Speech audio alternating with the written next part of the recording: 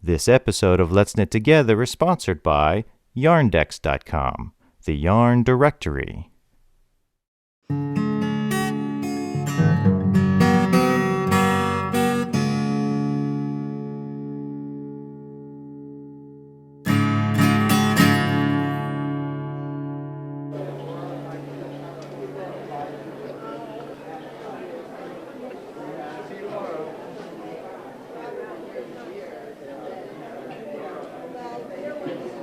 So this year's skein and garment competition actually had far fewer submissions, which I was surprised about.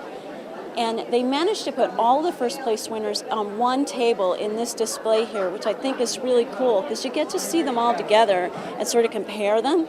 There's some really pretty stuff, including this hooked rug underneath all of the items here. Very, very nice little sea design with I think it's an alligator or fish. It's a fish. Isn't that cute? This rug actually won the best hooked rug for the show. And I have to say that you're supposed to get these projects done within a year. That must have taken them the whole year to make. This is probably the first time that, since we've been visiting Rhinebeck, that a shawl hasn't won best knitted item. This year, a pair of socks has actually won. And they are so cute. It's a motif-based sock, and it's done in a really, really pretty colorway. I just love those hues. And this won for first place, as well as the best knitted article of the show.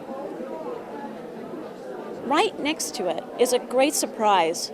Philip, who was in our episode from the Hudson Valley Shearing, wove this beautiful little scarf, and he won for best woven article in the show.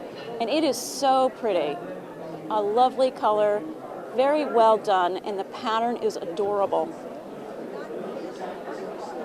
Next to the winning sock is this adorable set of mittens. These are perfect for a little kid. Look at that. They've got like this great little nose, like a little fish, and then the thumb is actually the top of the fin here, and with a really nice little border here.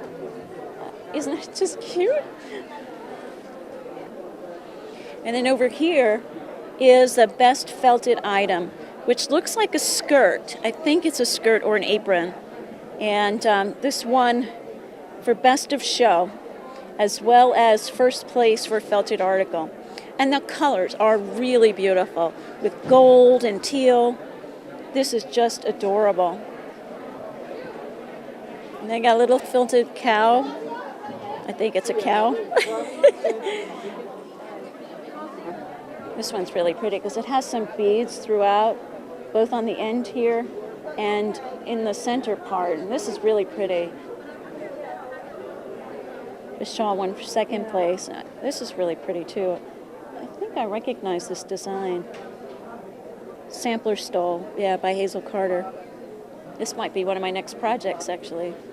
And the color is just perfect for me, so I'll do it in that color myself.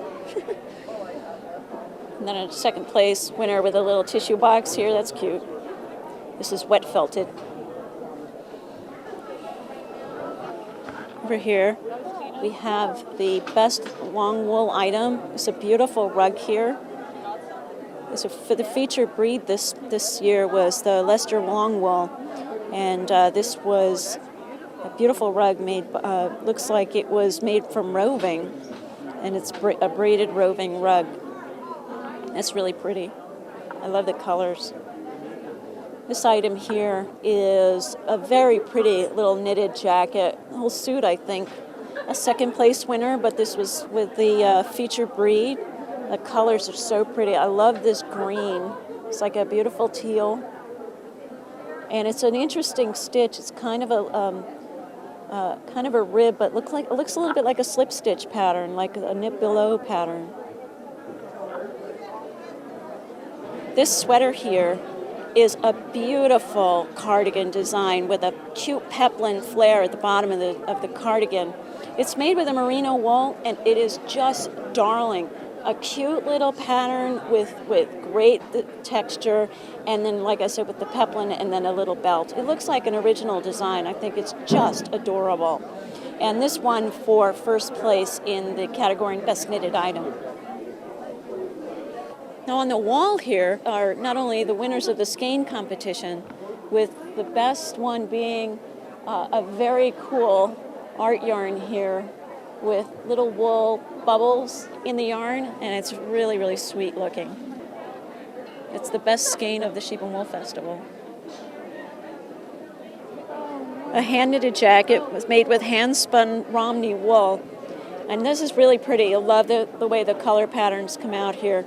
I don't know if it's striped because it's single row stripes here, but it really has some pretty accent blues in it, and a very nice and simple design with a great, great drop shoulder.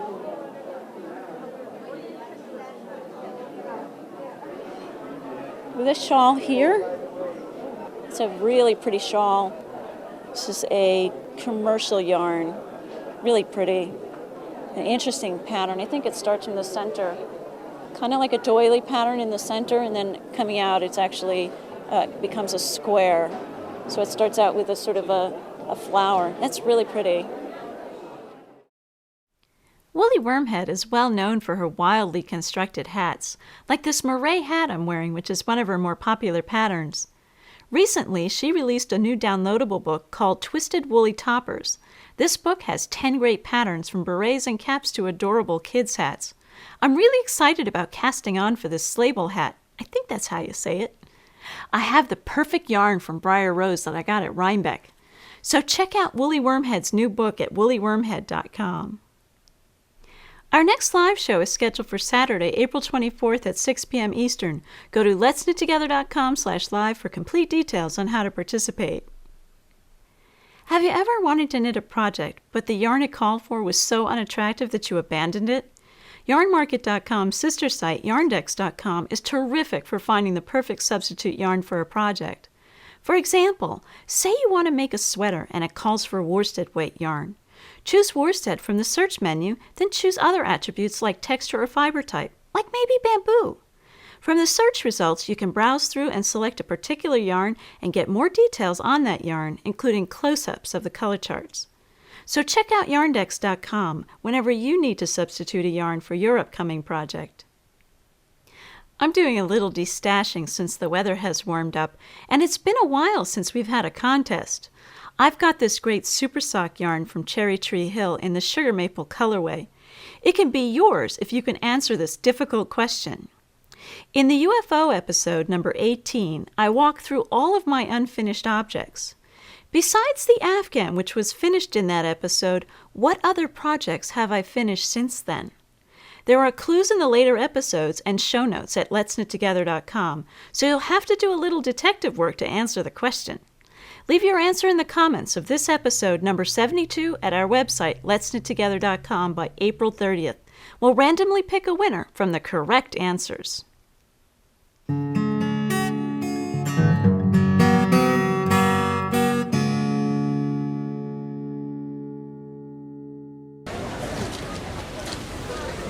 going to go with my first choice. What do you think?